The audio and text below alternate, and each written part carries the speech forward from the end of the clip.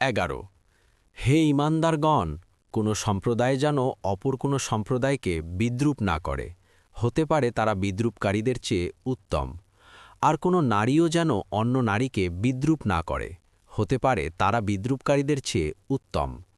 আর তোমরা একে অপরের নিন্দা করো না, এবং তোমরা একে অপরকে মন্দ উপনামে ডেকো না। ঈমানের পর মন্দ নাম কতই না নিকৃষ্ট। আর যারা তাওবা করে না, তারাই তো জালিম। 12 হে মুমিনগণ, তোমরা অধিক অনুমান থেকে দূরে থাকো।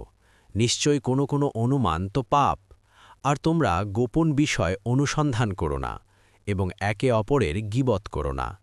তোমাদের মধ্যে কি কেউ তার মৃত ভাইয়ের গোশত খেতে পছন্দ করবে? তোমরা তো তা অপছন্দই করে থাকো। আর তোমরা আল্লাহকে ভয় করো। নিশ্চয়ই আল্লাহ অধিক তাওবা কবুলকারী, অসীম দয়ালু। 13 হে মানুষ, আমি তোমাদেরকে এক নারী ও এক পুরুষ থেকে সৃষ্টি করেছি, আর তোমাদেরকে বিভিন্ন জাতি ও গোত্রে বিভক্ত করেছি, যাতে তোমরা পরস্পর পরিচিত হতে পারো।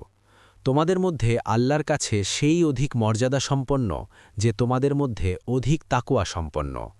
নিশ্চয়ই আল্লাহ তো সর্বজ্ঞ, সম্যক অবহিত। 14 বিদুইনরা বলল, আমরা ঈমান আনলাম। বলো, তোমরা ঈমান আনোনি, বরং তোমরা বলো, আমরা আত্মসমর্পণ করলাম। আর এখন পর্যন্ত তোমাদের অন্তরে ঈমান প্রবেশ করেনি। আর যদি তোমরা আল্লাহ ও তার রাসূলের আনুগত্য করো, তাহলে তিনি